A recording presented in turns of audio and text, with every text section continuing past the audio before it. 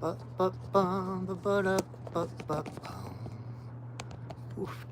Hello, everybody. Welcome. Hey, Sylvia. Awesome. Okay, let's see how we are doing here. Today is Star Trek Day. Apparently, it's the anniversary of the very first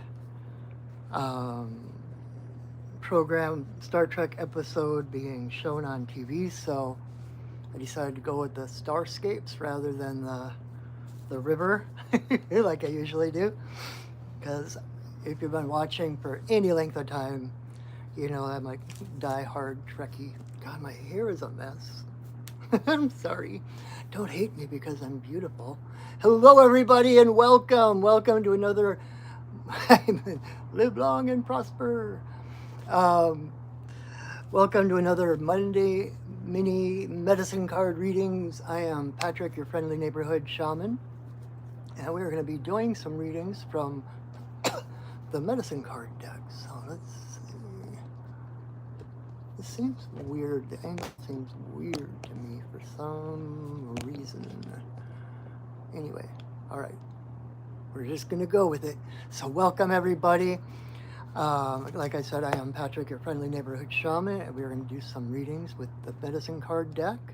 If you are new here, how this works, the first 6 people to come and say yes in the comments get a 1 card reading.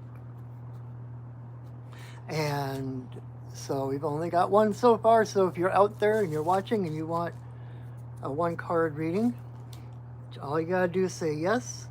And my only request for watching this video, hi Crystal, awesome. My only request for watching this is to please share my video. I'm trying to expand my voice, expand my audience, which is why I am now on YouTube rather than Facebook. And you can help me out by sharing these videos, which I appreciate. And if you're watching this on repeat after the fact, you're still in luck. All you need to do is choose a number between 1 and 6 and watch for that card. And that, I promise, even though it may have originally been aimed at somebody else, the universe just has this wonderful way of weaving messages together, and I promise you that even though it may not have been your card, technically, that your message will be in there. In fact, if you even if you don't choose a card, if you just watch and listen to the different cards, and it's a great way to kind of hone your intuition, right? If something, hi Anna, if something, whatever sounds good to you is meant for you. If something doesn't feel right, it feels a little off, let it go. That's not for you. So we've got 3 people so far. If there's anyone else that wants a card, all you got to do is say yes in the comments. And if you enjoy my work, if you want to support your friendly neighborhood shaman, or you get a really good reading tonight and you want to reciprocate in a different way, I also have my PayPal and Venmo links in the description under this video. This is my living. This is my day job. So any little bit helps. It really, and for those of you who continue to support me in that way, I am so very grateful. I love my job. I love my work. And getting the support to do what I love, helping other people, all that kind of stuff, just,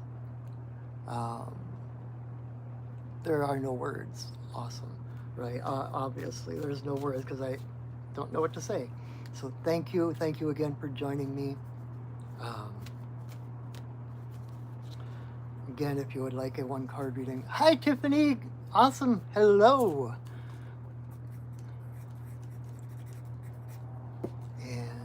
And then I always, after the six, the original six, I always pull a card at the end, an extra card, which is kind of the community card.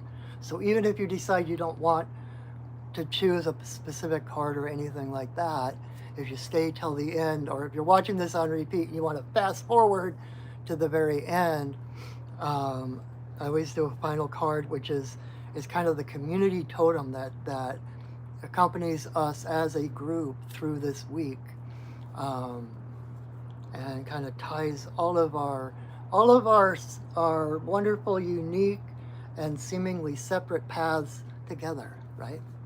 So anyway, we will go ahead and start.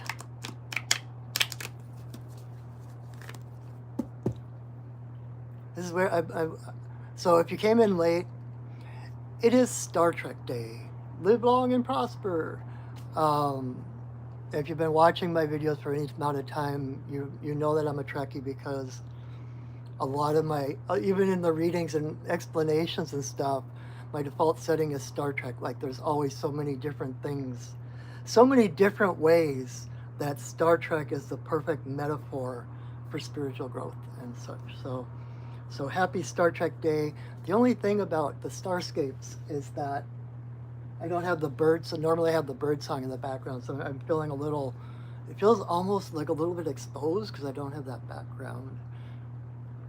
background music or anything, ambiance. So anyway, let's get started. All right, so card number 1 tonight is for Sivia.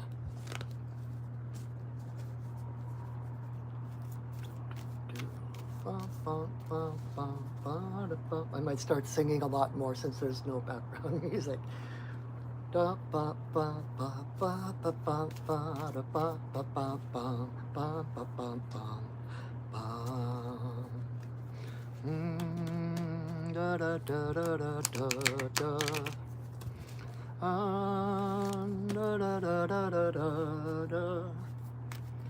right, card number 1. Sivia is, wow, awesome. So card number 1 is Hummingbird. And Hummingbird is, for such a tiny little critter, she is such a complex totem power animal. She is basically the embodiment of joy. She's about, it's that, I don't think I've ever associated this with her before, but what just popped into my head is that song, you gotta accentuate the positive, eliminate the negative, latch on to the affirmative, don't mess with Mr. In Between. It's like, Hummingbird like seeks out the sweet spots in life. She seeks out, she goes toward, she doesn't just wait for things to come to her. She doesn't just, oh well, that's the way the cookie crumbles or whatever. She purposely seeks out and moves toward joy, toward lightness, right? I mean, she feeds, her nourishment is the nectar of flowers, right? It's the sweetness of life that nourishes her, that invigorates her, that allows her to be this tiny little gyroscope, right? She can, at any point, she can move in any direction she wants. She can stop in midair, hover in midair. She can even fly backwards. She's one of the only creatures, one of the only animals that can fly backwards or upside down. And so it's really, it's in a way, it's kind of like moving, it's like next level kind of things. Like, rather than seeking out all the heaviness and all the darkness and all the issues and rehashing the past and the guilt and the shame and all of that other stuff, this is about truly letting go of it, right? And not just, okay, here's the list, I gotta let this go, and I gotta let this go, and I gotta let this go. Because, like they say, energy flows where consciousness goes. So if you're focusing on the past, on the shame, on the negative stuff, on all of that stuff, you're basically picking it up and carrying it with you. Kind of saying that I can't be healed until I resolve this thing.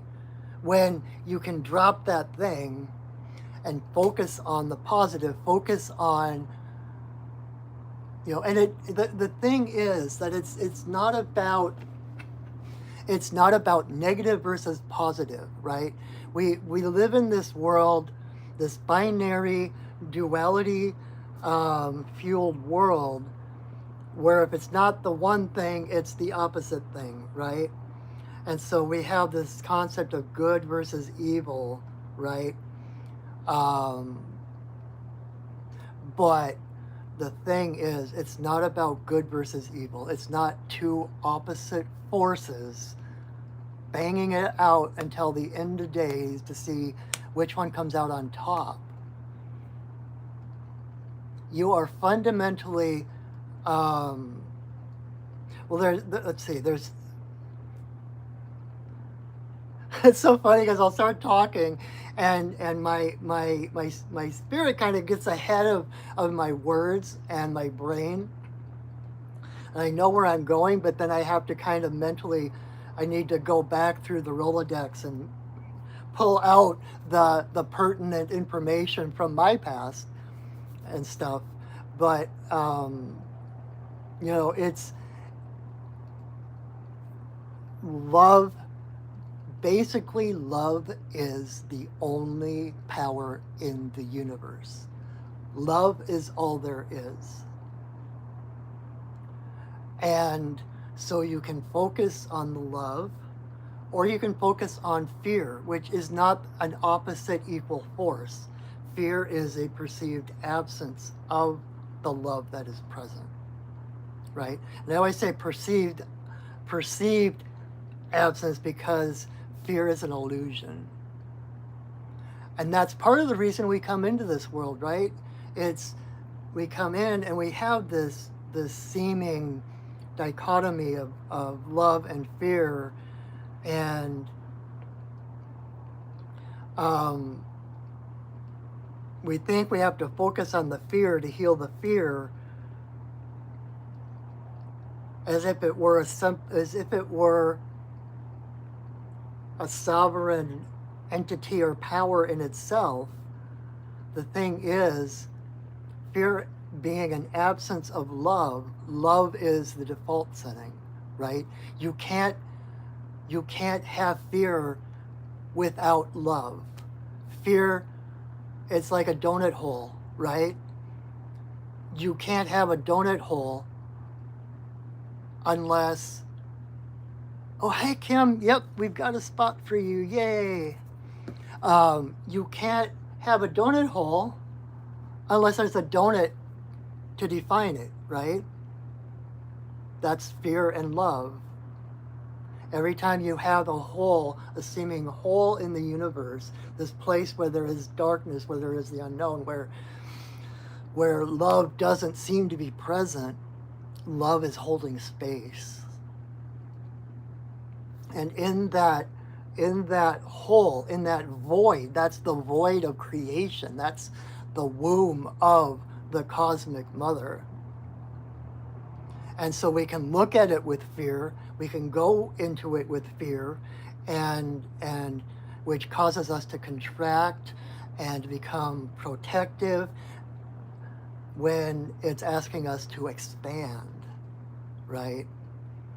And so when you get in those places of fear, rather than focusing on the fear, even though you're in the fear, the key, and I'm not saying this is simple, right?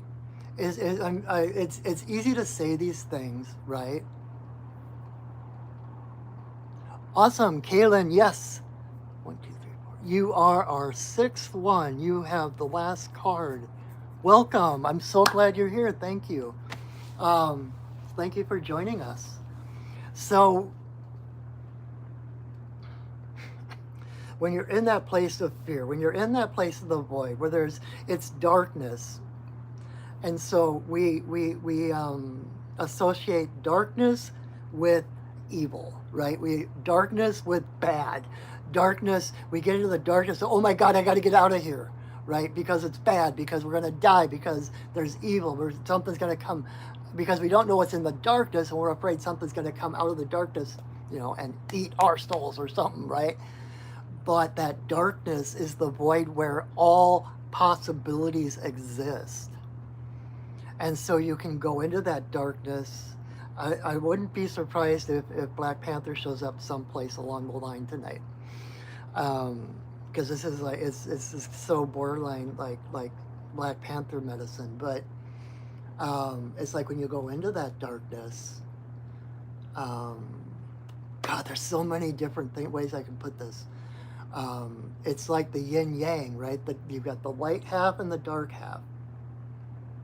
But the eye of the light half is dark, and the eye of the dark half is light, right?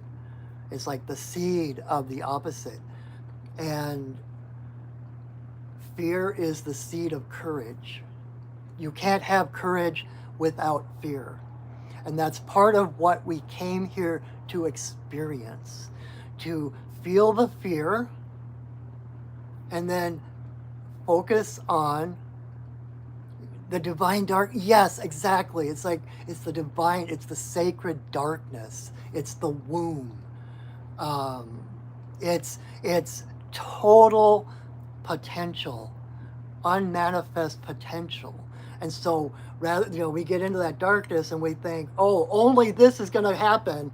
And we shut down, we get protective, we contract, and separate ourselves from the darkness rather than expanding into it, to say, oh, I can become anything I want to from this point. I can do anything from this point of the unknown. The darkness is great mystery, and it's that darkness, that mystery, that draws us forward to our greatest potential, right? It's the questioning, like Star Trek. I'm going to be talking about Star Trek a lot tonight, I think. But it's like to boldly go where no one has gone before. It's that curiosity that draws us forward. It's like, what's out there? What's on the other side of that horizon? And it's that unknown that draws us forward into adventure. And we come here and we have these fears and these issues that come up and experience that instill fear in us. And our task is to sit in that fear, realize, even if you're shaking in your boots, if you can sit in that fear, realize that the present is your point of power, as Seth says, and feel that fear and move forward anyway.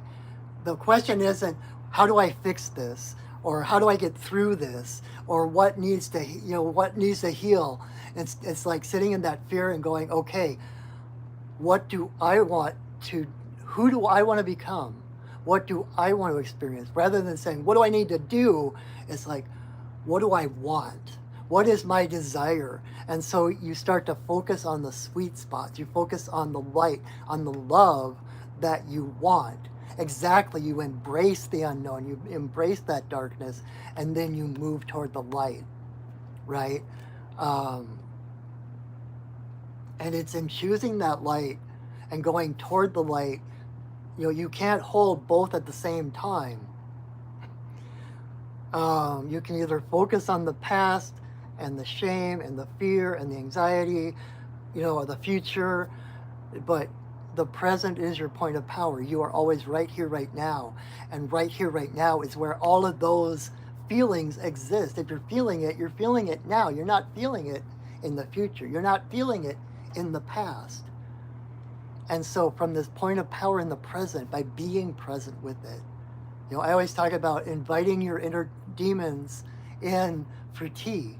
Because once you sit down with your demons, you serve them tea, they start to lose their power and they fade away, and you realize they had no power over me, right? And that is how we move forward.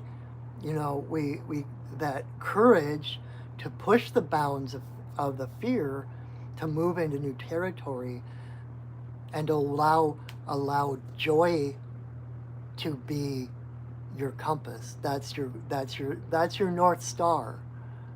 And by moving toward that light, you let go of the darkness. Kind of like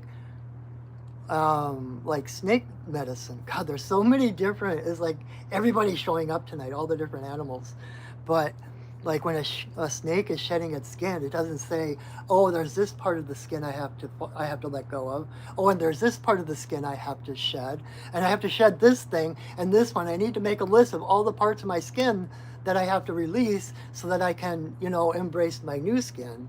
It's like the skin naturally falls away. The snake just keeps moving forward until it comes out of that skin. So focus on what makes you feel freedom. Focus on what makes you feel liberated, right? It's like Kali. I've been working a lot with Kali recently. And she's, we think, oh, the destroyer of worlds. And we've got this, the darkness is bad. She's going to eat our souls and she's going to punish us and blah, blah, blah. It's like, no, she's the liberator. That darkness liberates you from your past. Every moment is a new birth. Every moment.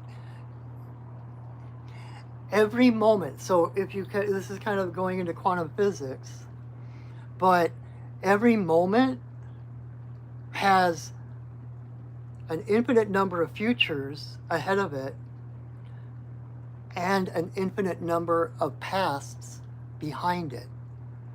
This moment is not dependent on anything you did before. You have no obligation to bring anything from your past into this moment. Every moment you are a new person. Every moment is brand new.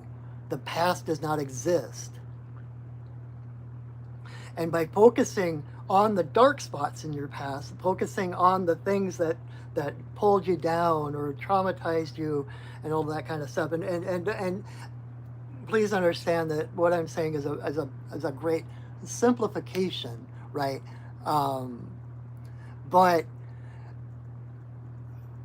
from your point of power in the present, you can either focus on all the bad things that happened. I'm not denying that bad things happened, or that you've been injured, or that people mistreated you or abused you and created trauma. But your power is to focus on, how do I put this? What went right? To focus on the pearls that came right from that pain, from that darkness, to see how much stronger you are, how much progress you've made since then, right? We can continue to pull that into our present. It'll keep re-traumatizing us, keep sucking us down. I need to grab my I know I talk about this quite a bit, but I have a number of things like this. Thanks, Kaylin. So this is it's a buffalo rib bow. It's a ceremonial bow. It's not like you can't really shoot arrows with it, but I made this when I was going through.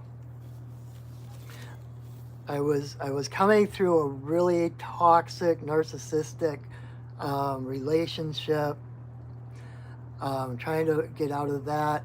At the same time, my dad passed away, and like 2 weeks later, one of my cats died. And every time something new happened, every time something like that happened, I gave myself a feather. These are all the traumas, the trials, the challenges that I went through in that period. So that rather than focusing on, oh my God, that was so hard, oh my God, I can't get past it,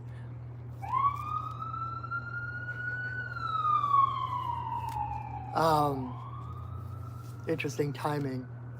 I got something positive. I gave myself something positive, right? Based on the idea of the Native American war bonnets, you know, the big feathered headdresses that the chiefs would wear. Each feather in those bonnets was a battle that that person came through, that that person survived. And so these are like my personal battles. These are all the little personal battles that I came through and survived. So that rather than dwelling on the pain and the hardships of everything, I have a display of how strong I now am because of those things that I came through each one. And so it's about focusing on what is the gift of that experience? What's the pearl of wisdom of that experience, right? And I have a number. I've got at least 2 more of these buffalo bows that I've made. I have an actual.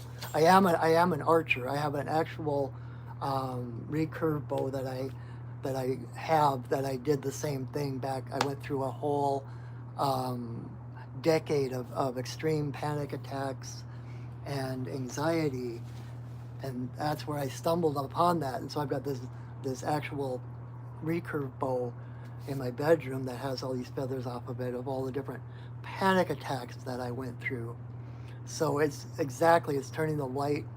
turning it into light energy, but turning it into the positive, the strength, to show, rather than, oh my God, that was so hard, oh my God, it keeps coming up, and I'm so weak, or I'm such a victim. It's like, no, I came through that. Yes, the ripples, the repercussions might still ripple through my life and show up at different times. But the initial experience of it, I have come through, and every time every time that same issue pops up, all I have to do is look at this and say, look at how strong I am. Look at how much I have survived. I am 100%, I've survived 100% of the battles that I've been in, right? So focus, it's not about denying the dark, denying the pain, denying the trauma, but it's about, rather than focusing on that, it's focusing on the joy. Focusing, okay, this happened. Like a friend of mine said a long time ago, I remember what was happening, some big crisis happened, and she was like, the question to ask is, how do I move forward from this point in love? And so it's like focusing on, and it's not always easy, right? But you also have to give yourself grace, right? Like, when it's storming out, hummingbird finds shelter and sits, under leaves, under a tree or something, in their nest, because it's storming out, right? It's not about just it's not about setting yourself up against the natural forces. It's about moving in harmony with them, right? So focus on the joy. You're in a place that's a great opportunity. Abraham Hicks talks about pivoting. And it's like, when you're experiencing things that are painful or hard or heavy, right? The oversimplified way of putting it is, I don't want this. I don't want this feeling. I don't want this experience. And by knowing what I don't want, that gives me the point of reference to turn in the opposite direction, to start to focus on, okay, I don't want this. What do I want? I want that. And to move toward, and it's, it sounds like semantics, but there's such a difference from moving towards something rather than away from something, right? Because if you're moving away from something, you're focusing on that thing. You're focusing, oh, I got to get away from that path. I have to like get away from it. And it's like then you're focusing on the past and you're just dragging it with you. And so it's about is what you're going toward, not what you're going away from. And allowing like that, bringing in snake medicine again, is about letting that skin just shed off of your back on its own. It's the natural process. We're constantly expanding, outgrowing our reality, and the old reality just falls away. It's not getting caught in the roller coaster, the ups and the downs. Like when you invest, you don't. Not that I'm a. I have no clue in that. That is something just totally out of my experience. But I know, like, when you invest something, you don't just you're like, oh, good, I'm doing good today. And then it's like, and then the market turns down. It's like, oh, crap, I'm broke. Okay, I'm rich. Oh, I'm poor. I'm rich. I'm poor. You follow the trends, right? There's going to be ups and downs. There's going to be hills and valleys. But if when you have tools like this, it gives you that solid ground to look at the strength that has come out of these experiences, and to notice that the trend, even though there's hills and valleys, the trend is upward. You're always moving toward your potential, toward your fulfillment, toward enlightenment, or whatever you want to call it, right? You're moving toward your purpose. So, yeah, strength, not weakness.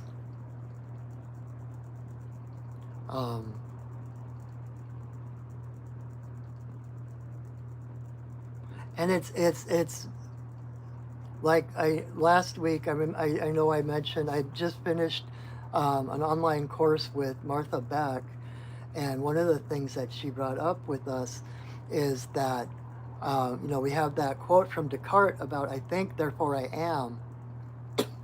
But that's not the whole quote. I always thought that was the whole quote. The whole quote is basically I doubt, therefore I think, therefore I am. And so again, it's that doubt, it's that curiosity. Wait, what is true?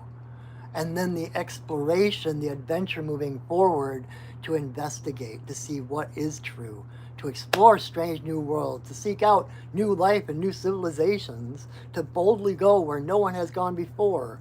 Ba ba ba ba da ba bum. Right?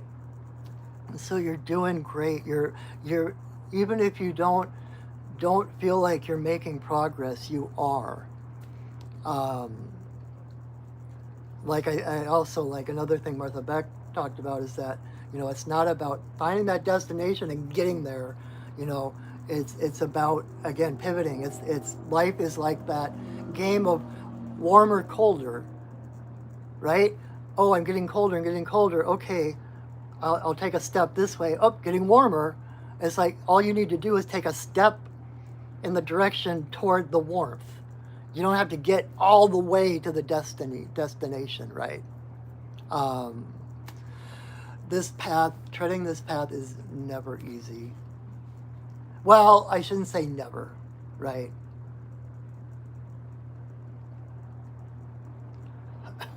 It is challenging, but that is on purpose, right?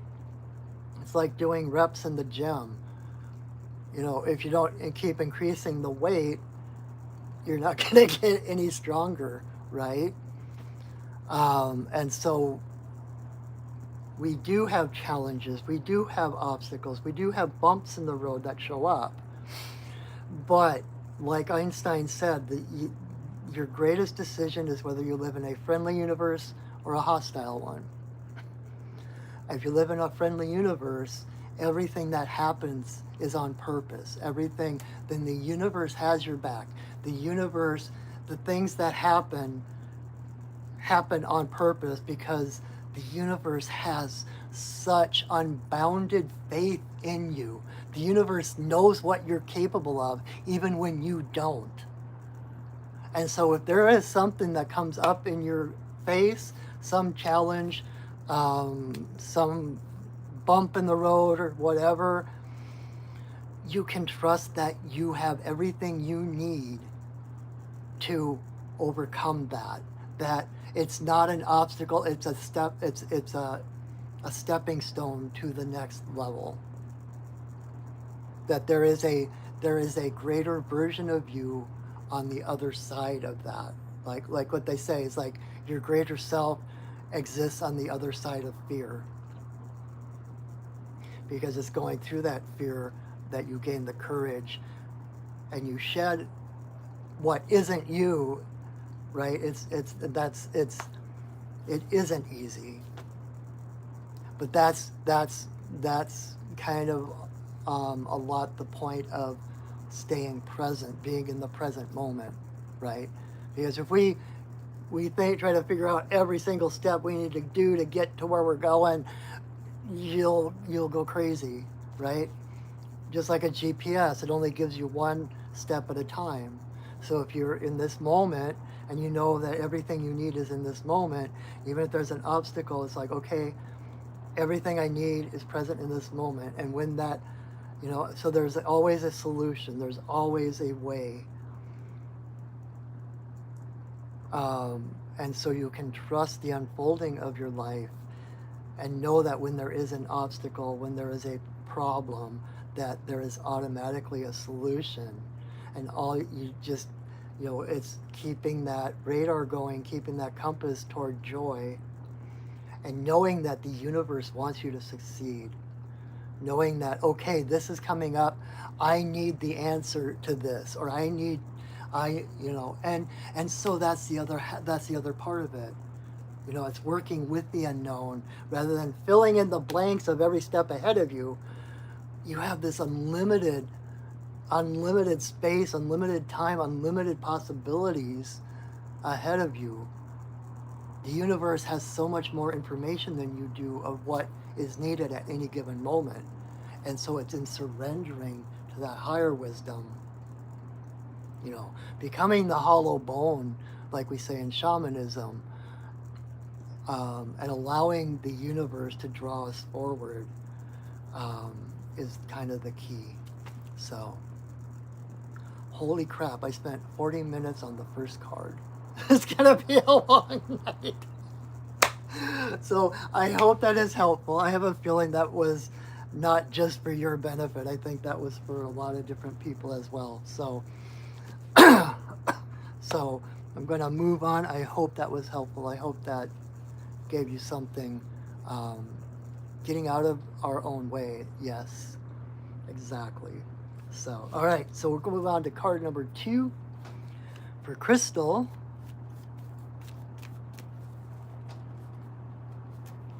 Crystal, and you had some numbers after your name, but I don't remember what those were in the comments, like up into the unknown is moved into the void. But, all right. You have to accentuate the positive, eliminate the negative. Latch on to the affirmative. Don't mess with Mr. In Between. I think so, Kaylin. Yeah. And with that song, it's always like, don't mess with Mr. In Between. In my experience, I'm not going to tell you what to do or how to, do things, but in my experience, anytime I said, well, that won't hurt, or, well, I might as well do this, that's Mr. In Between. That's not seeking out the joy, seeking out the sweet spots, right? Like, we were pulling cards one time and someone got a card. It was like, if it's not a hell yes, it's a no. If you're not going towards something, you're, well, I guess I might as well do this, or well, this isn't going to hurt. Every time I have ever done that, it's not like devastating consequences necessarily, but it always, in the very least, it drains away momentum. It drains away energy, because you're not alive. You're not moving toward. It's not fueling you. Oh, I might as well. I had nothing else to do. So, all right, Crystal, card number 2. Let's see who comes to play.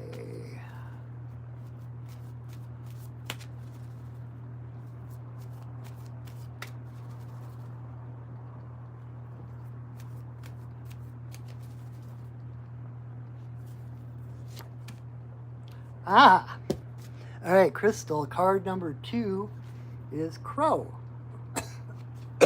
which is very similar to all the things I just said.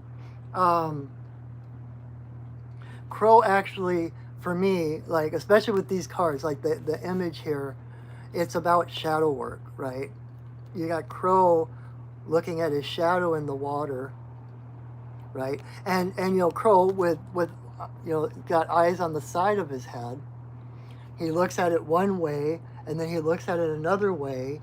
It's about discernment. It's about seeing all the perspectives of really looking, and about that discernment of what is actually you and what is illusion, right? When we don't do shadow work, we tend to see our shadow, and we're afraid of our shadow, right? Again, that darkness, it's evil. Oh my God, my shadow, I don't want to touch it. It's like there's so many creepy, crawly, icky, tentacled monsters, etc. in my shadow, so I'm not gonna go there. This is about looking at those places, realizing there's nothing there to fear. The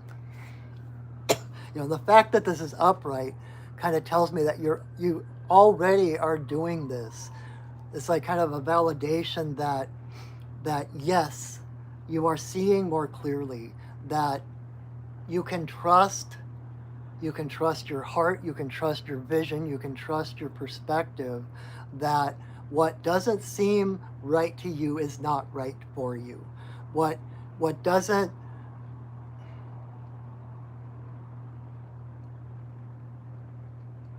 the things that don't the okay, again, bringing Martha Beck into it, she's one of my favorite authors. If you've never read her, I highly recommend the book Finding Your Own North Star. That was a game changer for me. But in that book, she talks about the shackles on and the shackles off feeling. And if something feels like the shackles are going on, like, watch, like my body language, when I do that, I always I get smaller, I contract. It's like protection. If you feel like something feels like you're contracting, like you're all of a sudden you're limited, you're disempowered, then whatever that is, the thought, the action, or whatever, that is intrinsically false. If it feels like the shackles are coming off, like look at my body language again, like off, it's like I'm uplifted, it's like up. If something makes you feel lighter, liberated, free, and truth feels like freedom. Truth feels like peace, like freedom, like home. And so with something, a thought, a person, a situation, whatever, feels like the shackles coming off, that is intrinsically true. And so that's what you're kind of discerning, what is really you and what is projection, either from yourself or from other people, right? A lot of us, all of us, carry, projections and expectations of other people, and we start to mistake ourselves for that image of who we're supposed to be, right? And I just got 4444 on the counter. Which reminds me, I didn't say Hummingbird, like each of these cards has a number. Hummingbird, the first card, the number was 44. So, just saying. Um, but so this is about that, not mistaking, like trusting yourself, trusting your heart to tell you the truth, rather than seeking out the opinion of other people or having to justify yourself or ask permission or whatever. Your heart knows. You know who you are. You know if something's right for you or not right for you. I'm not going to say wrong, right? Because the duality of this world is an illusion, but things can be, they're either like, they either shackles off or shackles on. And that's your compass, that's your navigating, you know.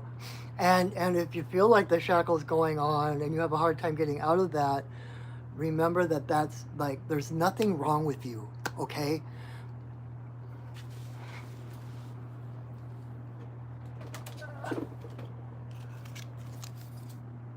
You are perfect just the way you are. There is nothing wrong with you. And that's a lot of what shadow work is about, because the deeper you dig, if the deeper you dig, the more truth you find. And it reminds me of, I was in a, like years and years and years ago, I was in a meditation class. If you've been watching my videos for any amount of time, you've probably heard this story. But our meditation teacher did this guided meditation, and these, like, you know, the sea turtles came up. We got on the sea turtles' back, and they took us out into the bay. We're like having fun riding the turtles through the water and blah blah blah. And then finally, she's like, "Okay, it's time for your turtles to come home to the beach, you know, and drop you off." And on its own, my turtle, rather than returning to land, dove. So I'm clinging to the back of this sea turtle that is diving deeper and deeper, and the water's getting darker and darker right around me, and I'm freaking out, right? And then all of a sudden in my head I heard the voice of Goddess, and it was, "What do you think could be here other than me?" Right? The divine. If you haven't hit divinity, you haven't hit the bottom yet, right? If you're digging, right? And that's, again, the navigating. And remember, like the shackles on feeling, it's not that there's anything intrinsically wrong with you. You are whole. You are divine. You are naturally a high frequency being. You're a spirit having a human experience, not a human having a spiritual experience. Spirit, wholeness, truth. That's your default, right? It's the, oh, I was going to say this earlier with Hummingbird, but it's the intangibles that are true. It's like the true, crap, the good, the true, and the beautiful. It's not the good, bad, and the ugly. It's the good, the true, and the beautiful. It's like everything is good, true, and beautiful. And kind of like in Course in Miracles, it says like, nothing real can be threatened. Nothing unreal exists. You are the only real thing in your life. Everything else is illusion. Everything else is temporary. Everything else is in motion. You are the only truth in your life, and truth cannot be threatened, right? Like that saying about lion. A lion doesn't have to prove itself, right? They did this experiment. I keep forgetting to bring water with me when I'm doing these. Excuse me. they did this experiment. They were curious of who would run faster, a cheetah or a greyhound. And so they set up at this greyhound track. Um, they had the usual greyhounds, and then they had one of the things, they had a cheetah. And so, you know, they count down, they open the gates, and they send that little rabbit or whatever along the rail, and all the greyhounds go running off, and there's the cheetah just laying there, all casual, still in the thing. The gate's open, and cheetah's just sitting there. It's like, I got nothing to prove to you, right? You have nothing to prove to anybody. Your own truth is enough. You are enough.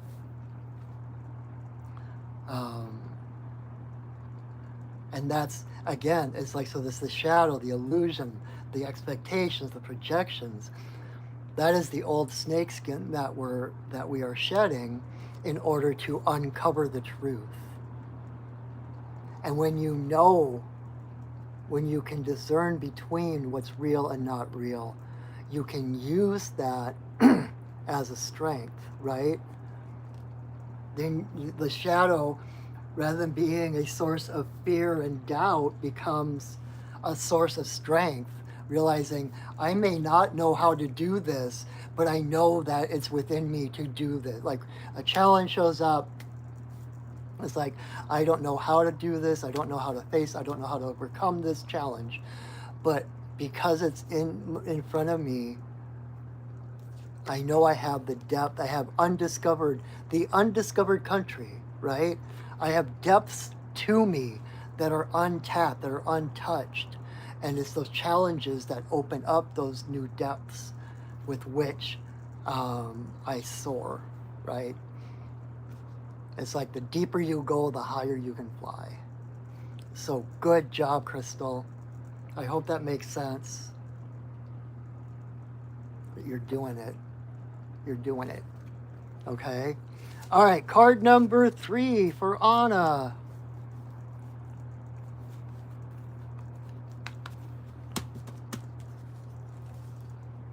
I was hoping that this would be like a more outer space. I didn't realize there was all the earth stuff, but I guess that works too. Ba ba ba ba da ba bum. Ba bum ba ba da ba bum. Ba bum ba bum bum ba ba ba ba ba ba bum bum. Ba bum bum bum bum ba. Do you know that theme song actually has words? Oh, you like the background? Good, thank you. Usually I have like a river and woods and there's like bird song, but I thought since it's Star Trek Day, we would look at the stars, look at the horizon, look at the infinity beyond us. All right.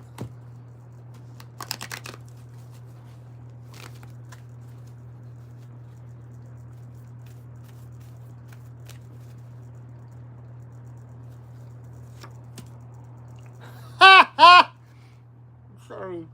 Anna, card number 3 is Crow. All right, give me a moment. I need to feel into this and find out, because it's like, you know, when we are consulting the animal spirits for guidance,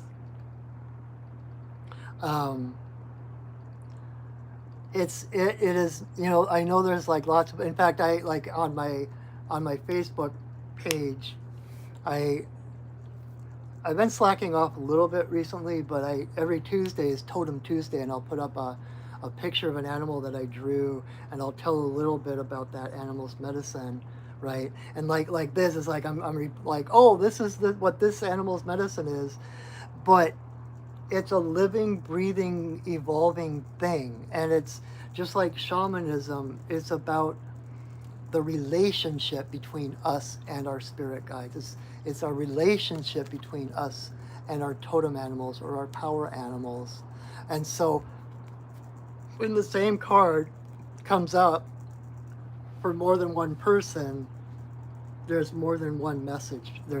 It's like, so I have to kind of tune in, lean into whatever that relationship is, whatever that message is for that other person. And so that's why I always recommend, like, if you see a certain animal, like you see an eagle or a heron or a coyote or whatever, like just like in your daily life, or the same animal keeps popping up in conversations or online or whatever, you're like, whoa, what does that mean? I always recommend that people sit with it first. Like sit, kind of meditate. If you know how to do a shamanic journey to that animal and ask what their message is. Ask what they are trying to tell you first, before going to all the books or the experts, because it's not they're not just archetypes. It's not just this encyclopedic, this equals that, right? It's not a mathematical equation. It's a living, breathing language. And when we're doing these, like I literally connect to the spirit of that animal and ask, okay, what is the message, right? It's communication. It's a relationship. And so when you do that first for yourself, and then you look it up, then you get validation that you can trust what your heart tells you. You can trust your intuition. Oh, wow, you had a dream about a crow oracle card. Isn't that interesting? It just came up twice. It's interesting. So, okay. Give me a second, Anna.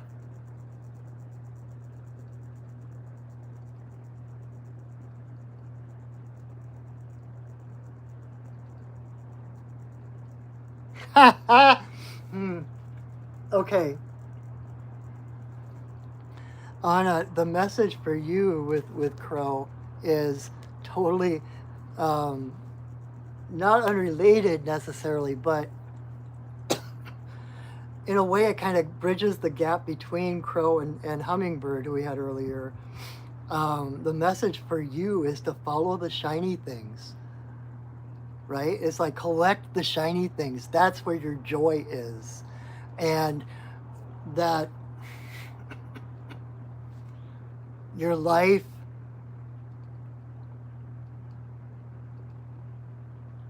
how do I put this into words? Your life is a mosaic,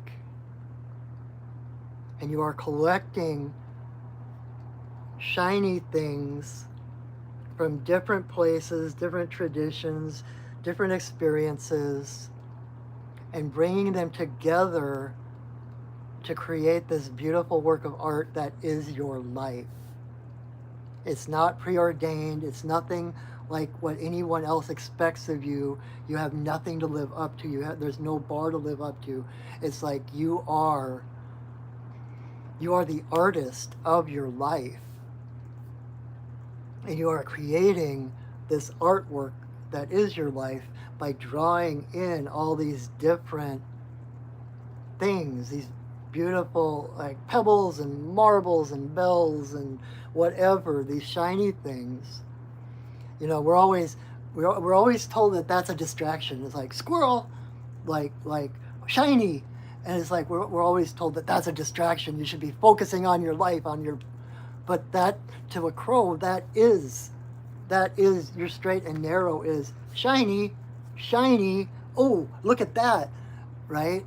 And you're bringing those together. You're the common denominator, holding all these separate little shiny things together, bringing them together in a way that has never been done before and will never be done again, right?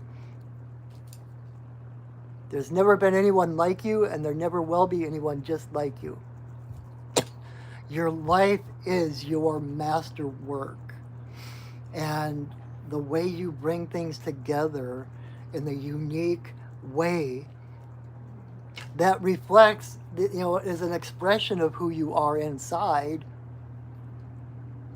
rather than following certain paths or following certain instructions and directions, etc. You are creating like kind of this hodgepodge, crazy quilt, which to me, like, is so much like, I have a thing for quilting. I have a thing for fabric art. I love quilts, and especially art quilts. Like, I still love looking at quilts and like the log cabin patterns and stuff. It's like for a while there, I used to joke because, when I was a kid, we always had the Saturday morning cartoons, right? So I would wake up early so I could see the new cartoons on Saturday mornings. All excited and ready to see what's new, what new cartoons are on, what are the new adventures and stuff. And then I got out on my own. I don't know, in the 2000s and stuff. I went through a period where I was getting up early on Saturday mornings so I could watch PBS, so I could see all the quilting shows. And it's like these art quilts that people have that don't fall into the normal patterns, right? Like the log cabin quilts, etc. They're beautiful, and they have the different angles and the different colors and the different patterns that is just exquisite. But then you have these art quilts, these crazy quilts that people put together that are such a more intimate expression and reflection of who they are. And to me, those are so much more beautiful. It's like there's always, you can feel the story coming off of it. Even if you don't know what that story is, you can feel the depth of that. And it's like, that's what you're doing. You're sewing together this quilt, unlike any other quilt that has ever been made, right? And it's because of its uniqueness. It's like you function as kind of a bridge for people because you have so many varied interests and such a varied range of things that excite you, that you enjoy, that you take one of those things, one of those aspects, one of those shiny things, and you have friends that revolve around that one shiny thing. But then you also have this other shiny thing over here that you bring into your life. And so you're opening the door, these people over here around this shiny thing that you have in common, you're opening the door for them to see this other shiny thing. And so you're helping other people expand their life. You're helping people in an inspiring way, rather than you gotta white knuckle it through this or whatever. You bring inspiration and give people new possibilities that in their own little world, revolving around that one little shiny thing, would never conceive of by themselves. Does that make sense? And so you just naturally bring people together from all kinds of different backgrounds and interests and stuff like that. And you inspire people. You inspire people inwardly, right? It's like you've done this work as well, and you're finding the beauty in the shadow, right? I've talked before about in college, I was an art major. I've got a BA in art. I'm a cartoonist, and my favorite assignment that we had to do, my teacher set up a still life for us to paint, and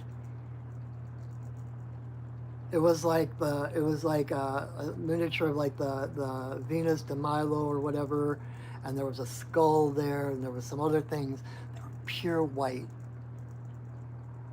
White was the only color we were not allowed to use. And so we had to look into the shadows, into the the darker parts, and actually see the hue of the color in that shadow or in the shade. And so we focused on those different colors. By bringing these different colors together, we created this, a painting of this pure white still life. That's what you're doing with the shadow. You're finding all this different colors and different textures and stuff in the shadow, and you're bringing them into the light, right?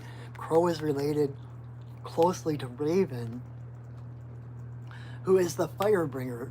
Raven's the one who stole fire from the sun and brought it to the earth so that we could see, so that we had color, so that we had heat, right? Before that, everything was dark.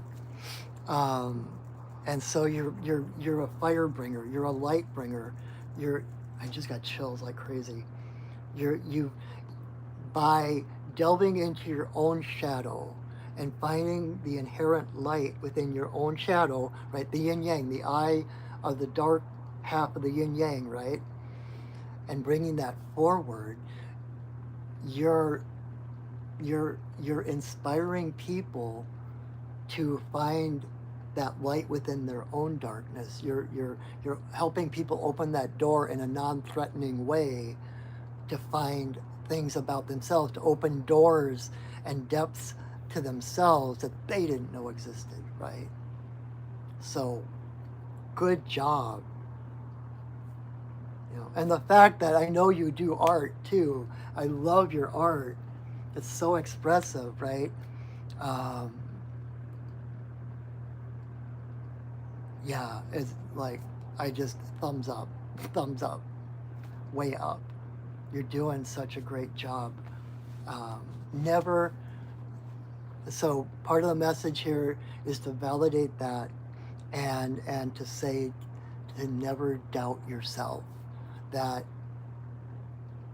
even when you seem to be all by yourself in your own little room, creating your art, or even out reading a book and delving into those depths, etc., that you are on purpose, that you are doing what you're meant to do, that it's not a distraction, it's not a waste of time, and that you're not alone, because everyone, like when you're in that moment of creation, in a way, everyone that will ever be inspired by that piece is with you in that moment. And it's like this reciprocity where it's like they're almost like in their present time, which is your future, like you're in that present moment creating. So from that present moment, there's people in your future who need that inspiration from that thing that you're creating. So they're like kind of basically reaching back in time from their present to your present and drawing you forward to bring out what would best inspire them when they need it. Does that make sense? So awesome. All right, card number 4 for Tiffany.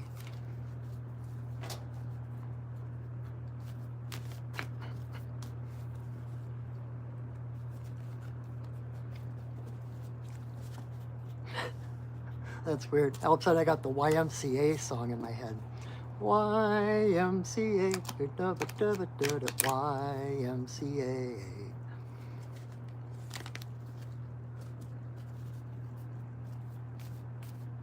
I saw this meme on Facebook years and years ago. It's one of my favorites, and it had. I hope this isn't meant to be a. I'll start it out. My disclaimer that I was raised Catholic. Jesus has always been um, well, what I've come to know as a spirit guide, right? He still is. I talk to him all the time. But there's this meme that it's in an art museum, talking about creativity and art, right? There's this painting of Jesus on the cross, right? And next to him, there's these three guys. One of them is, the other one is, and the other one is. I think the heading was "Blasphemy has never been so fun" or something like that. YMCA. Anyway, I don't know why I brought that up. All right, card number 4 for Tiffany. That's how my brain works. Random stuff just kind of pops up all over the place. Makes life interesting. YMCA.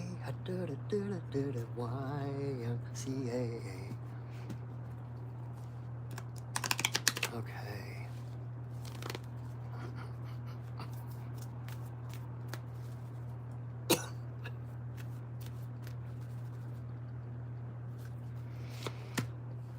Awesome. So it's like this avian night or something, because we've got all birds. So Tiffany, card number 4 is Swan.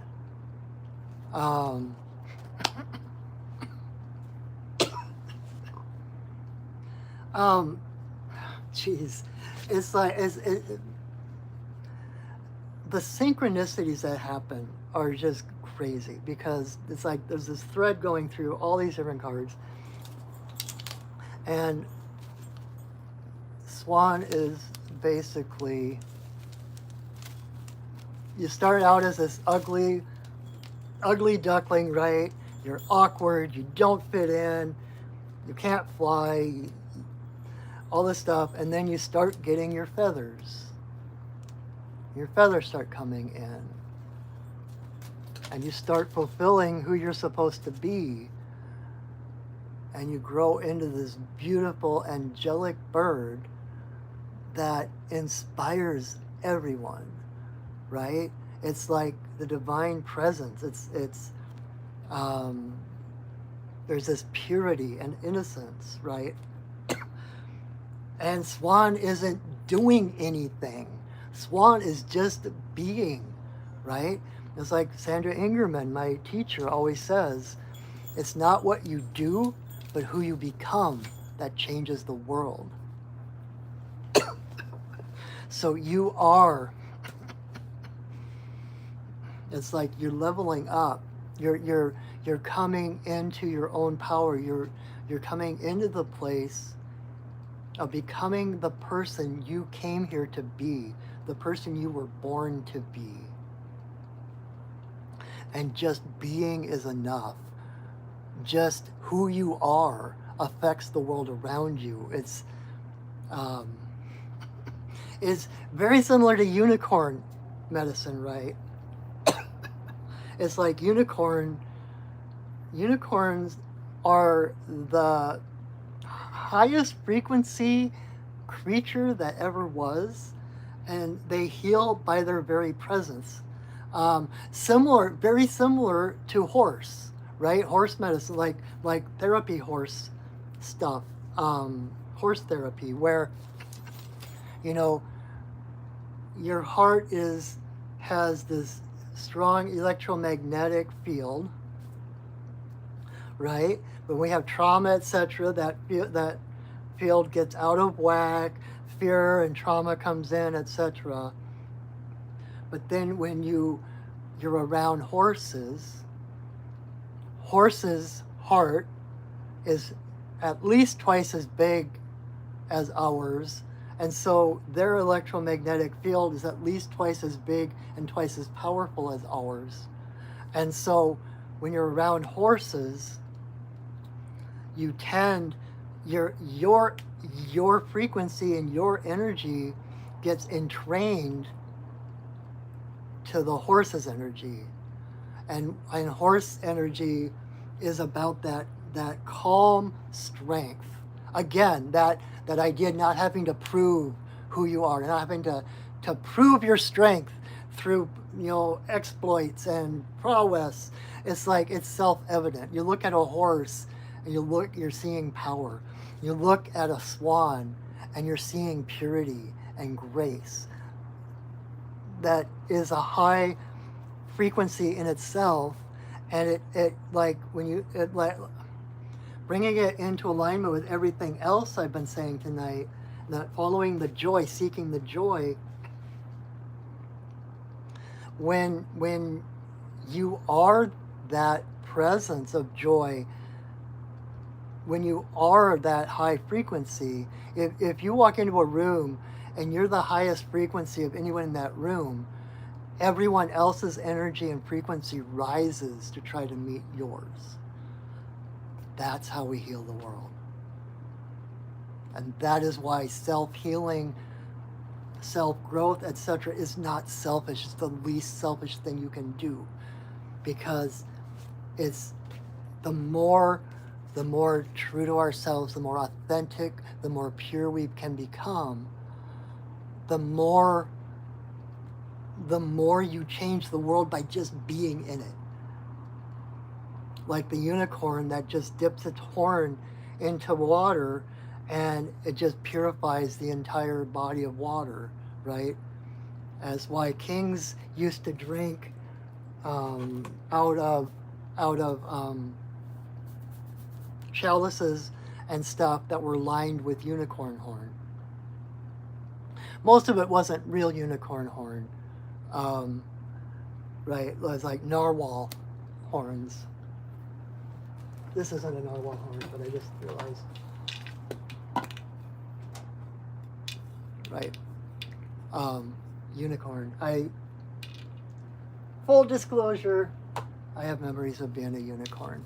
So I've bought some unicorn stuff. I actually carved this from a stick.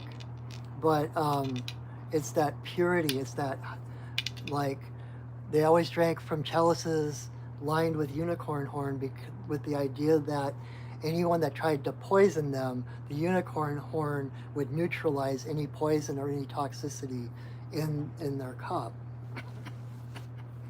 You can't, when you're at that frequency, you can't have a lower frequency present. And so this is like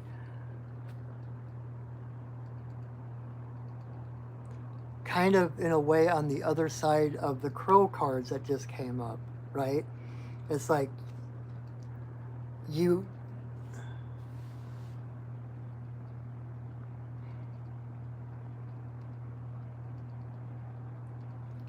well, that's interesting. The yin yang, right? It's like the white and the black in there's the seed of that. It's like the yin yang is still present. It's that holographic universe. Every particle of a hologram contains the entire hologram. And so, in other words, you may not realize how well you are doing. Oh, thanks, Kaylin. That is, my hair reminds you of a unicorn mane. That is actually, way back when, that was the first inkling. That's how I first stumbled onto those memories, because I was bending over and my hair kind of fell across my face, and I was like, oh, that's the way my hair looks my mane looks when it falls across my eyes. It was like, okay, where did that thought come from? So thank you. So yeah, it's you are reaching this place of purity, and it comes from it doesn't come from fighting your way to the top. It comes from surrendering into the greatness that you already are. Right? Your spirit having a human experience. You naturally rise like a hot air balloon, right? Without any tethers and without any sandbags or ballast, the hot air balloon naturally rises, right? um, that's this. It's like you don't, you literally cut the bonds of everything that holds you down, and you surrender to the natural flow of you upward, right? So good job. um, it's beautiful, right? And it's like you have no idea of the effect you have on others around you. You have no idea how just being someplace affects the energy of that place and all the people there. Um, so keep doing it. Keep going. Keep doing what you're doing. It's like you're arriving.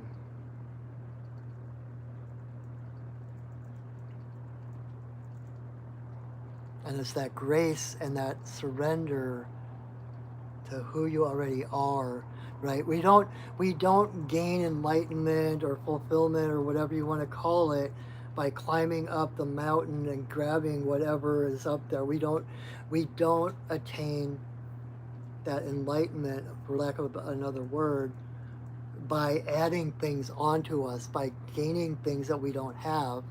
It's a revealing of what's already there. It's a shedding the layers to reveal that pearl that's already present, right?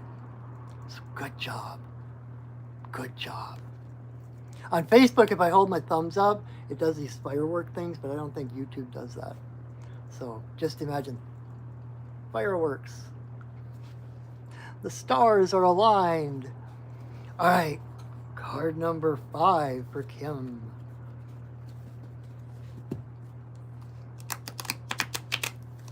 And again, if you came in late and you're not one of the first 6, well, we're on card number 5, so we only got a couple to go. But if you want to choose either number 5 or number 6, and I promise that whatever message you're needing it,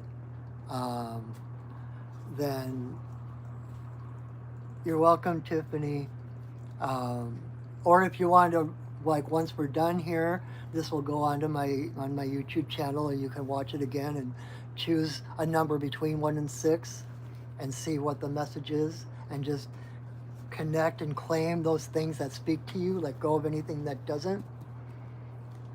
Accentuate the positive, eliminate the negative. Latch on to the affirmative. Don't miss with Mr. In Between. It's not a hell yes, it's a no. All right, Kim.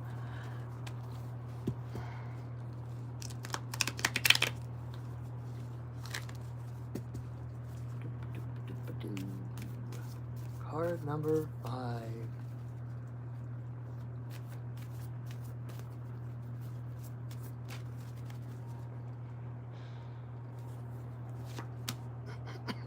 Another bird. All right, so card number 5 for Kimberly is Hawk. Came up reversed, but reversed is not a bad thing.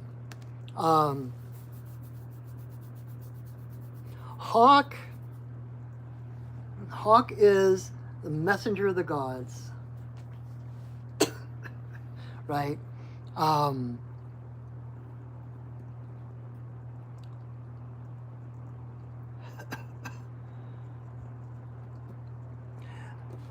And I'm getting a really strong, cause like, okay, so in this deck, it's like you have eagle, you have hawk, you have snake, you have these different animals that are actually more of a category of animals.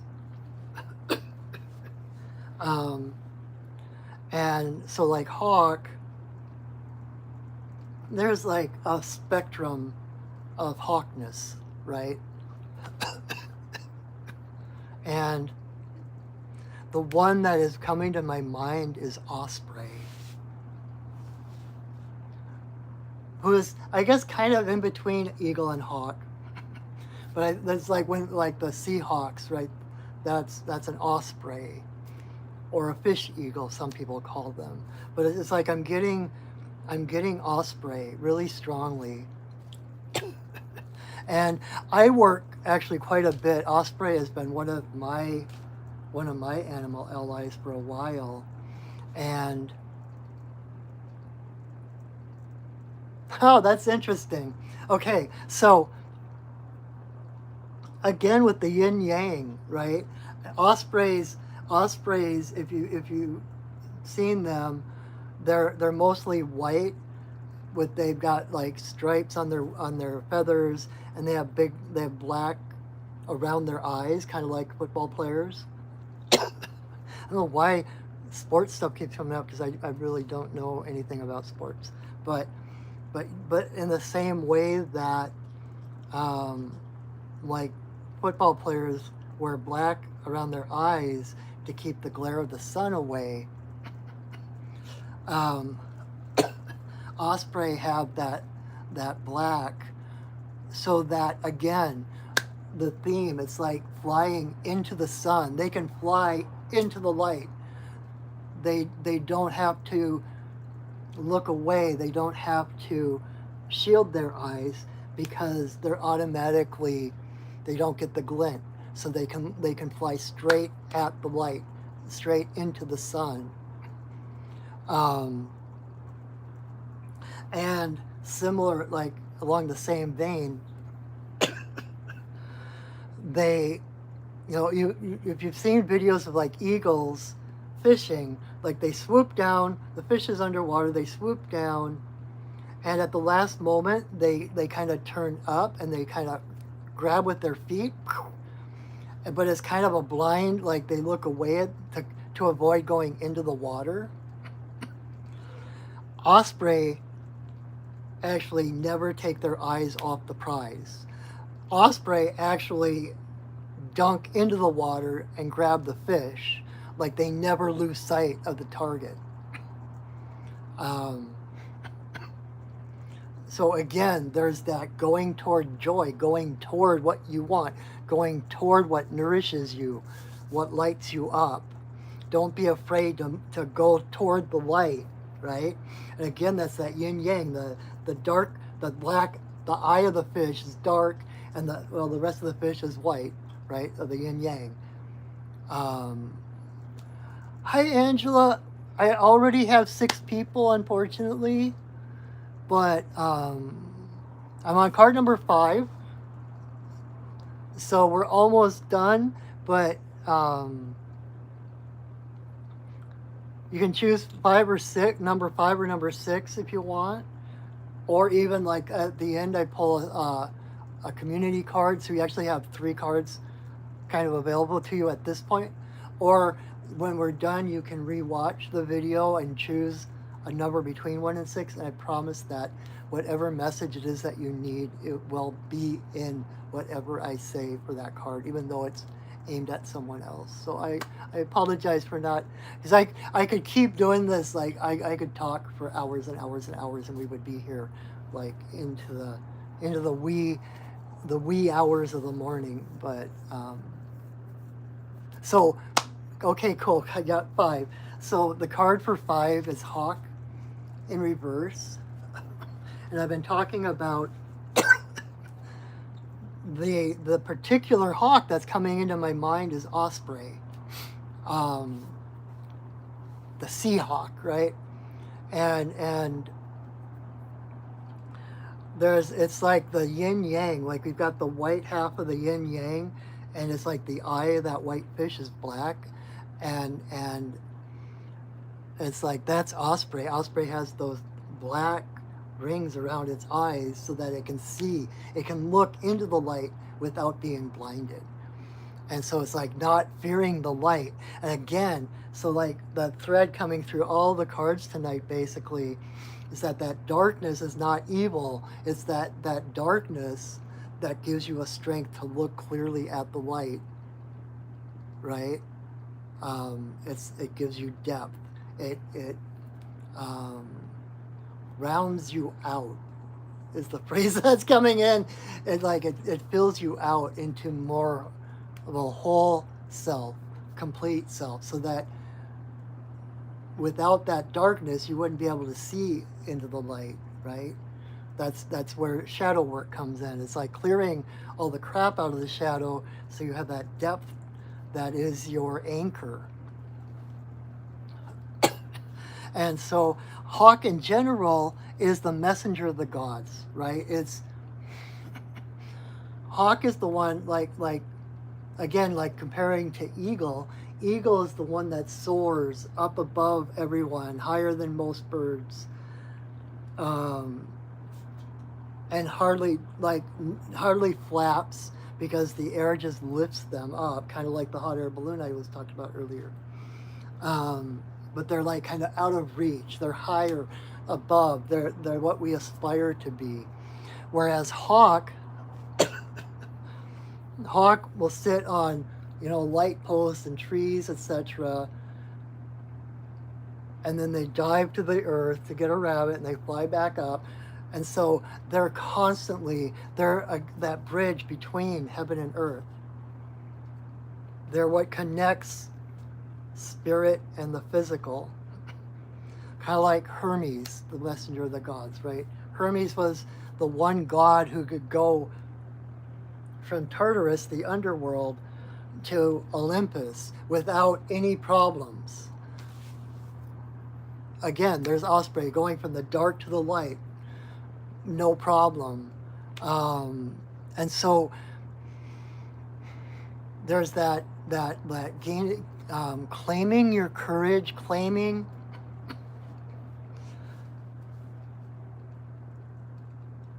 what am I trying to say here? So in reverse, right?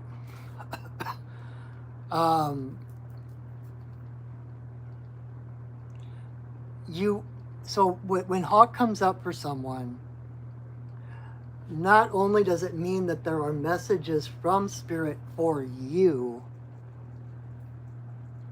but that you are a messenger of the gods for others. That whether you do readings and healings, etc., you're a light worker and work with other people, or like Swan, the card before this, where it's just by being present you uplift people. But you are a message. And so in reverse, it's kind of like it's time to believe in yourself, trust your heart, trust your intuition. You can trust the messages that are coming to you. And you can trust when others ask you that you will have the words that need to be said. Right? It's that, again, like in shamanism, we call it being the hollow bone, where you clear out, that's part of the shadow work, right? You clear out all the shadow so you become this hollow bone, and you become that instrument through which spirit can move into the world, right? I'm so glad, Angela, I'm glad that meant something to you. And so it's like, it's not that you're bad or you're not getting it. It's you're hearing the messages. You just need to believe them.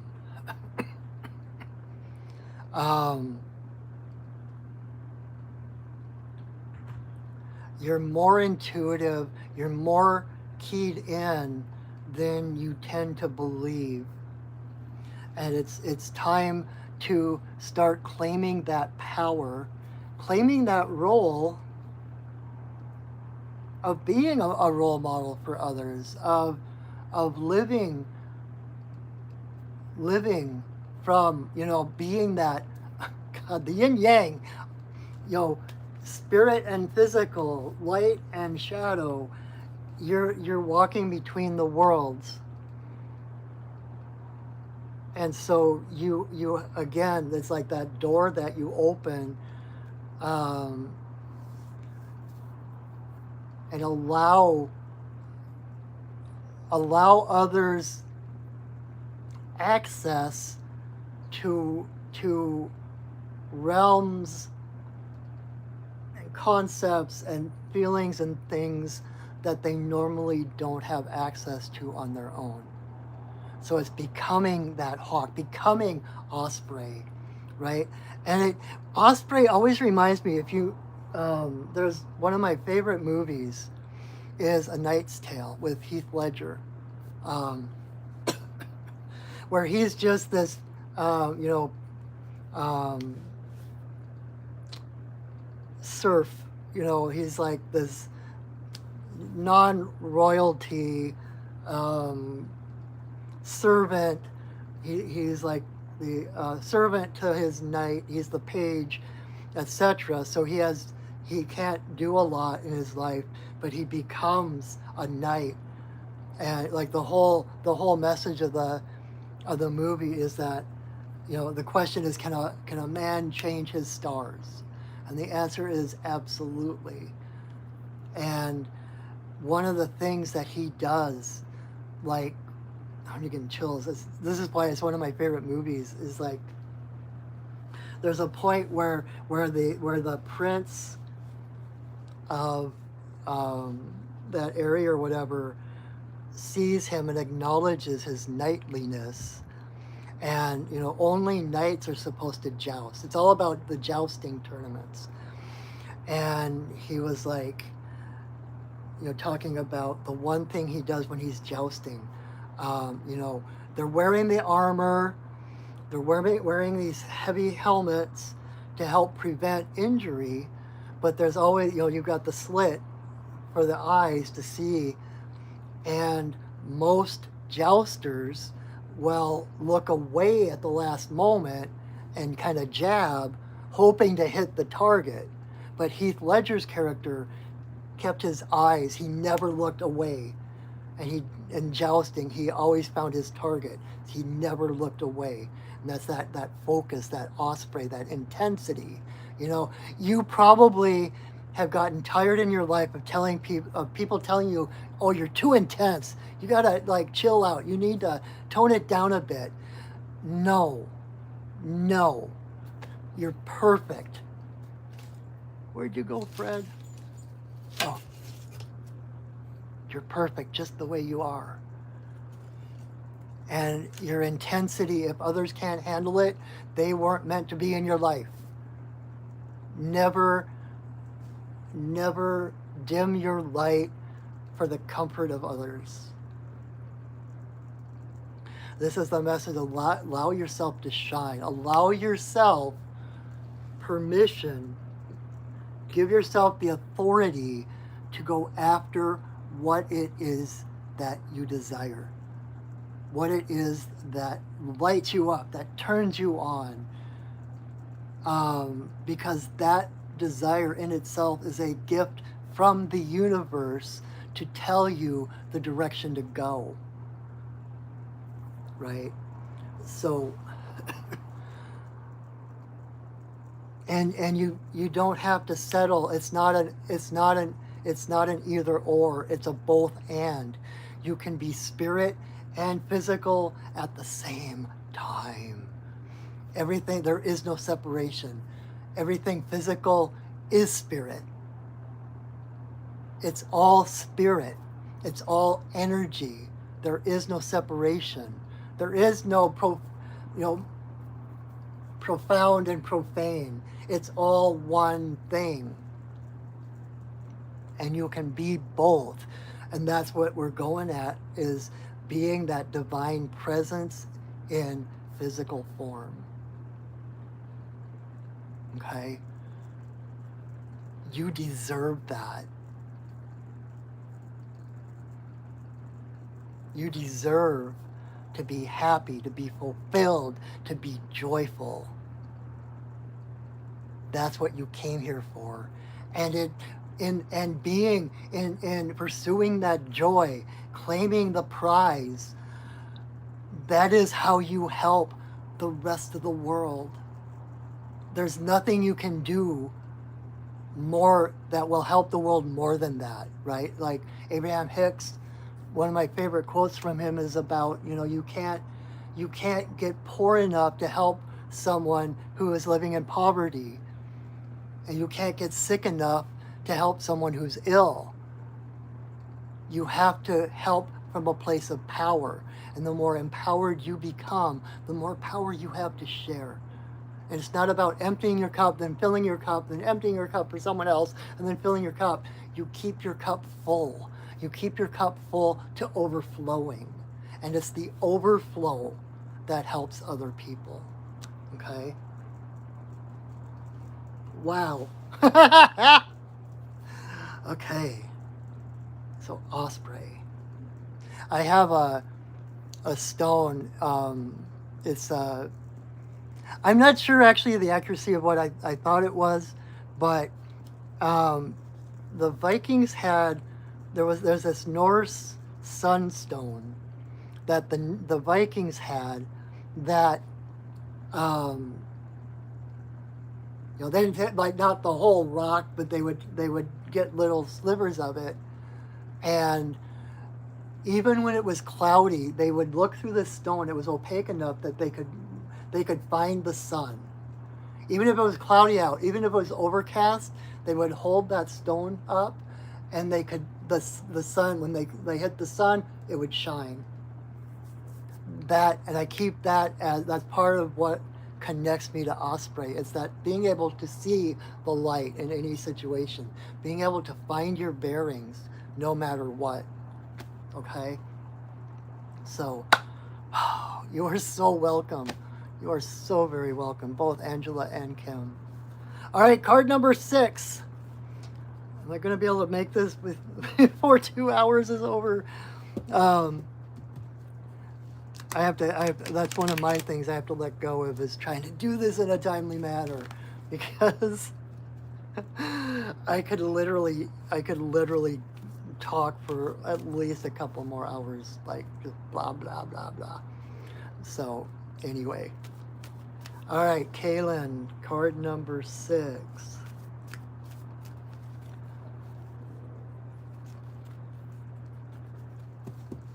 I love that osprey came through. That was so cool. Okay.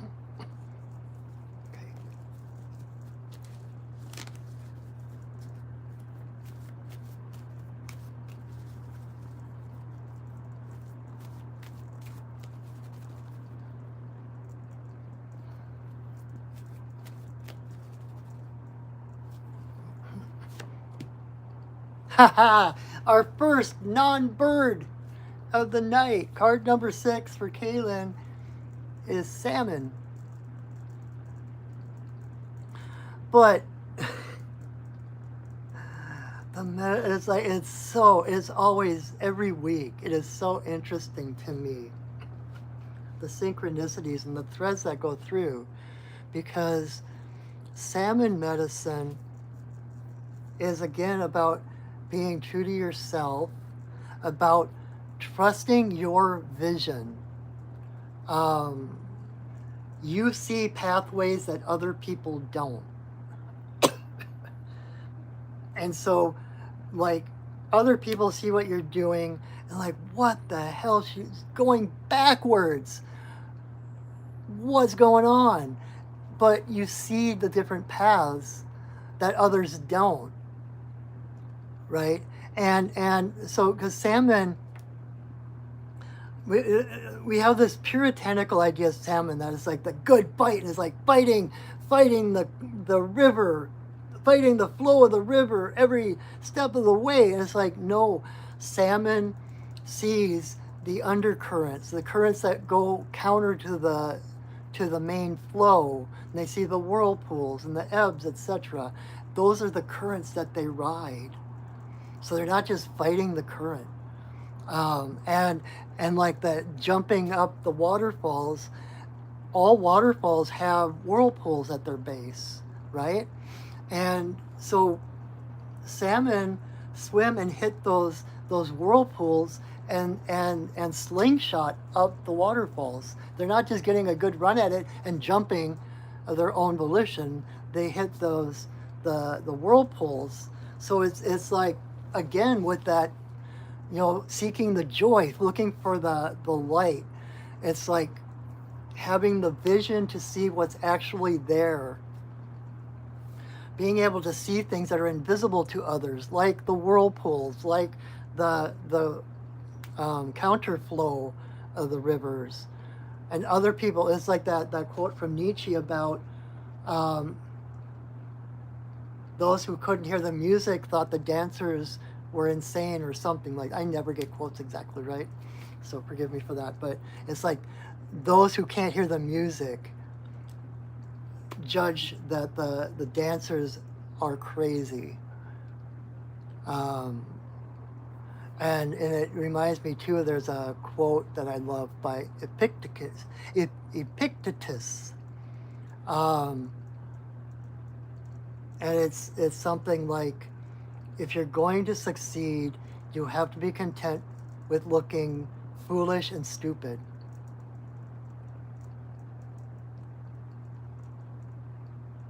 Because no one can see the world through your eyes. No one can see the world from your perspective. And so it's trusting that your heart knows where home is, right? Your heart knows so it's all about returning that purity that I was talking about earlier. It's like returning to your origin, returning to that purity, returning home. And when salmon shows up, okay, it's a guarantee. You're going to get there, right? And so if you know you're going to get there, then every bend of the river, you can meet it, rather than meeting it with dread, you can meet it with adventure, with excitement, because you know no matter what's around that bend, it is not going to take you out. You know that whatever is in front of you, you are going to come through, because you are destined to get home, right? And I've talked about this before. I always use the analogy, like, well, not an analogy, but a story from my youth when I was growing up. Even as a Catholic, it's like I still had these little mystical things going in my life, and I kind of stumbled across law of attraction and creative visualization when I was a kid, because I'm the oldest of 5, and so we would go when I tell this story, I always picture us at the Minnesota State Fair, which is the biggest state fair in the country. Tons and tons of people, tons and tons of chaos, and here's my mom trailing 5 kids behind her. I was always so freaked out. It was, as the oldest, it was my responsibility to make sure that no one got lost, no one got hurt. So I always walked behind everyone, and I mean, it was a serious worry of mine. And at some point,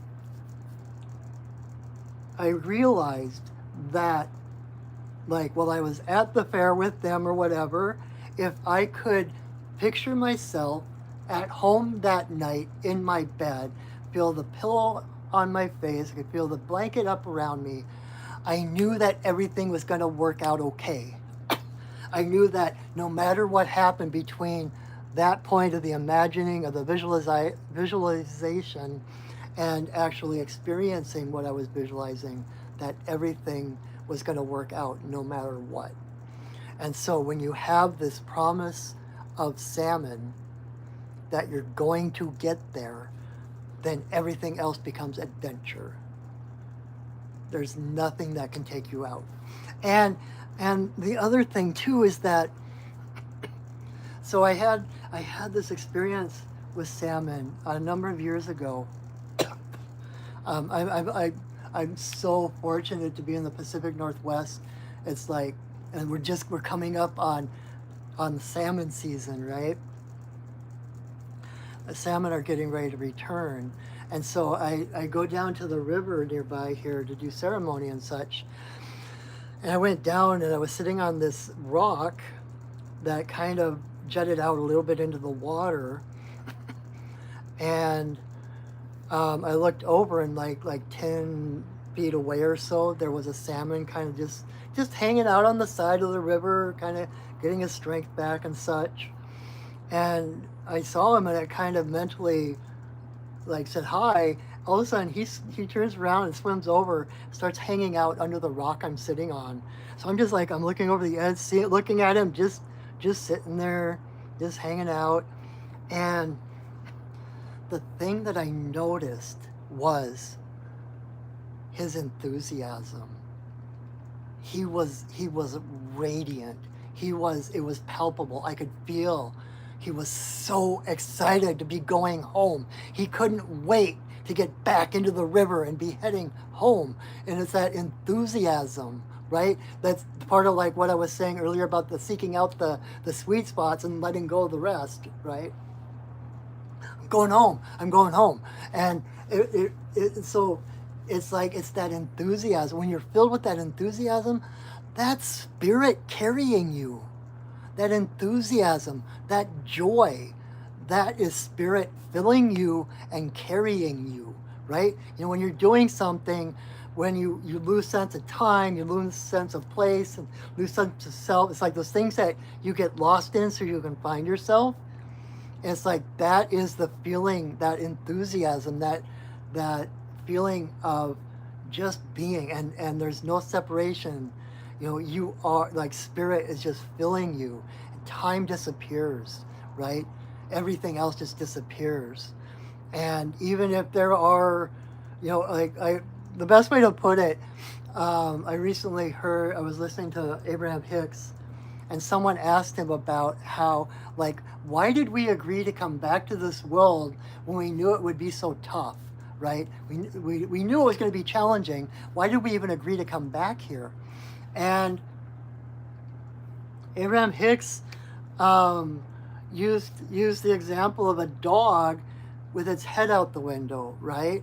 It's like the dog is so excited. It's like got his head out the window. The wind is blowing through his hair, through his ears. His ears are flapping. He's smelling all these things. He's so happy that he knows that bugs in the mouth are a part of that equation, but who cares? Right? The experience and the enthusiasm, the excitement of the experience overrides anything of any bugs in the teeth. And it's like, so when you have that enthusiasm, right? Like again, with the sport, I don't know why the sports are coming up, but like, you got a team, if they have the motivation, if they have the enthusiasm, if they have something there that they are fighting for, right? Again, going towards something, they are more likely to win than a team that has no motivation, that has nothing binding them together. It's that enthusiasm that carries them to victory, right? And I need to look this up to get the specifics, but there's, you know, in the crap, my head's going. I think I'm hitting my limit.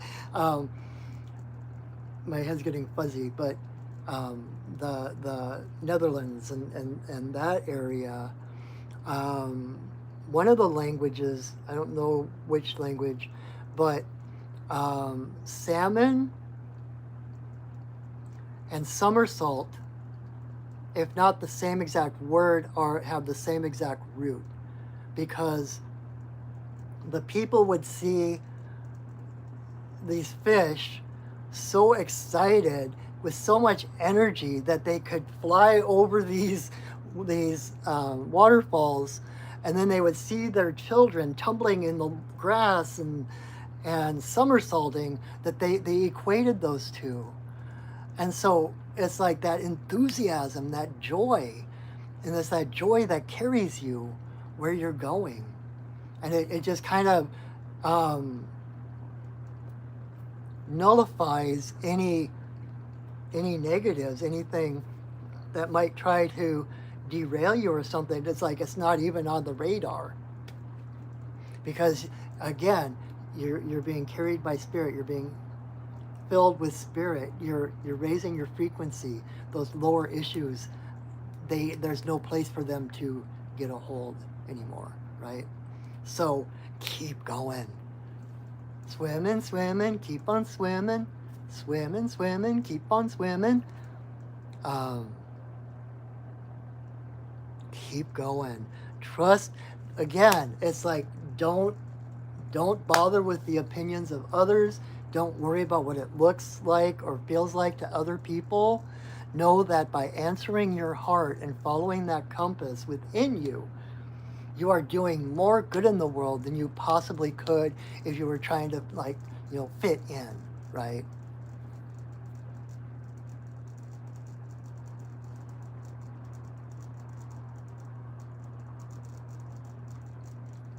Oh, very cool. You're actually moving into your new home. How cool is that? A living spaceship. Oh, that sounds so cool. Oh, that sounds awesome. Awesome, awesome, awesome. I love. Thank you for that feedback, because I sit here, I'm talking and things are coming through, and then we get done and I'm like, I wonder if that even made any sense to anybody, right? I mean, I know it does. I trust. I've been doing this long enough that I have this indelible trust in my guides and what comes through. At the same time, it's always great to get that feedback, to know that what I said actually landed. So thank you for that as well. Okay. Oof. All right. One more card. We have the community card, the totem animal of our group, our circle, who is accompanying us this coming week. And while I am shuffling, I will go through my list of plugs and stuff. I'm so glad that made so much sense to you. That is so awesome. Thank you. So again, my only request for watching this video is if you would please share it. Share it to someone else's social media, share it to your own social media, send it in an email, whatever, but please share. I used to do this on Facebook. In the last few months, I started doing it on YouTube, kind of moving beyond my own comfort zones to expand my voice, expand my audience. And you can help me out by sharing it as well. And if you enjoy my work, if you just want to support your friendly neighborhood shaman, I also have my PayPal and Venmo links in the description under this video.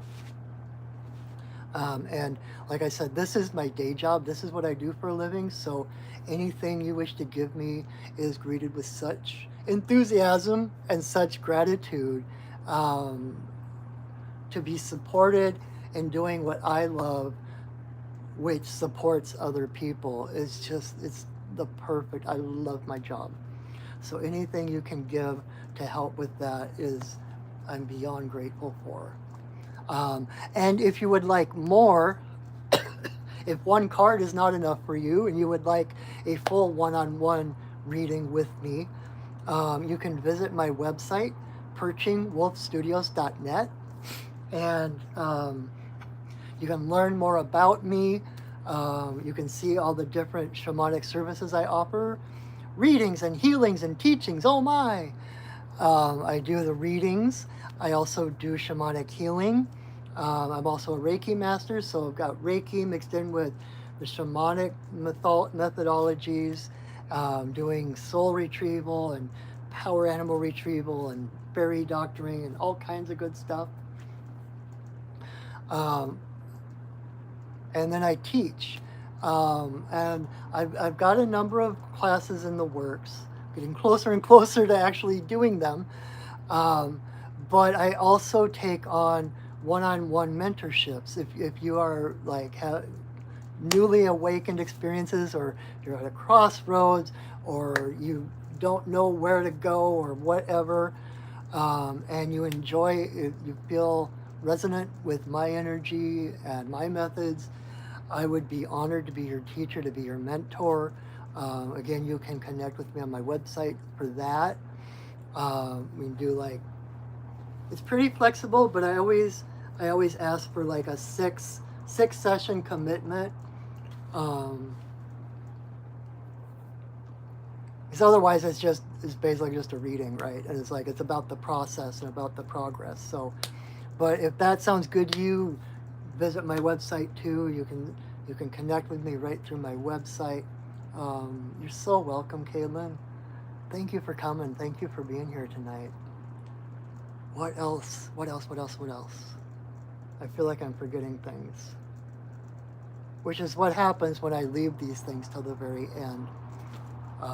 But you know, if you're not aware, this is only one of 2 videos I do every week. I also do Wednesday evenings at 6 o'clock Pacific time. I mentioned doing ceremony at the river. I'm a sacred pipe carrier, the Lakota, Chanupa, the peace pipe, whatever you want to call it. And every Wednesday at 6 o'clock Pacific, I do, right here on my YouTube channel, I do a live sacred pipe ceremony, basically holding space for people, giving people the opportunity to, for an hour or so, take the world off their shoulders, connect to spirit, experience what to me is the most powerful ceremony that I know of. And I was raised Catholic, so I've been around ceremony and ritual my entire life, not to mention becoming pagan and then a shaman. But so if that sounds like something, I would love to have you there. Everyone is welcome. And I think that's all I can think of right now. There's probably more things I'm forgetting about, but oh well. So let me pull our last card, our community card.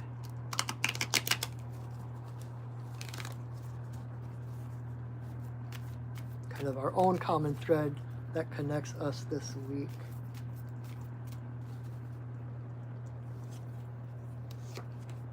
Ha! Another bird! So our community card this week is eagle, but reversed. All I can hear, that there's that quote from like Jesus in the Bible or something like, ye are gods. You are gods. You will do greater than I ever have. It's like, again, you are spirit having a human experience, not a human having a spiritual experience. All that's needed is a change of perspective. Turn it around and claim your authority, claim your majesticness, your royalty. You are the sovereign of your life.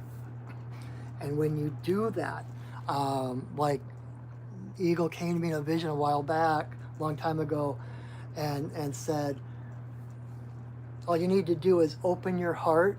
When you open your heart, you spread your wings. An eagle, they might flap a little bit to get going, but then they surrender. They open their heart, they open their wings, and the winds, the air carries them. It's effortless. And so it's like, allow yourself, like the hot air balloon analogy I used before. It's like, left alone, your spirit naturally rises. It's not about acquiring other things that you don't have already. It's about dropping all the things that aren't you and revealing that divinity within. It's like eagle is the embodiment of Great Spirit. And that perspective you get from being way up there, right? You can see the entire earth laid out below you. You can see that there are no lines, there is no separation. It's all one whole thing. Everything is connected, right?